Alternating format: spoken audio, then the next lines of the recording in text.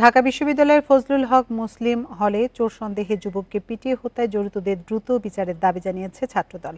বৃহস্পতিবার বিকেলে ঢাকা বিশ্ববিদ্যালয় সাংবাদিক সমিতির কার্যালয়ে সংবাদ সম্মেলনে তারা এই দাবি জানায়। নিহত তোফাজ্জল মানসিক ভারসাম্যহীন দাবি করে ছাত্রদলের কেন্দ্রীয় সভাপতি রাকিবুল ইসলাম রাকিব বলেন, সাধারণ ছাত্রদের আড়ালে ছাত্রলীগ এই অমানবিক হত্যাকাণ্ড ঘটিয়েছে। বিশ্ববিদ্যালয়ের আবাসিক হলে ঘণ্টার পর ঘণ্টা মারধর করে এমন হত্যা হল প্রশাসনের চরম ব্যর্থতা বলে অভিযোগ করেন তিনি। গণপিটুনির মতো ঘটনাকে প্রশ্রয় না দিতে বিশ্ববিদ্যালয় প্রশাসনের প্রতি অনুরোধ জানানো হয়েছে সংবাদ সম্মেলনে।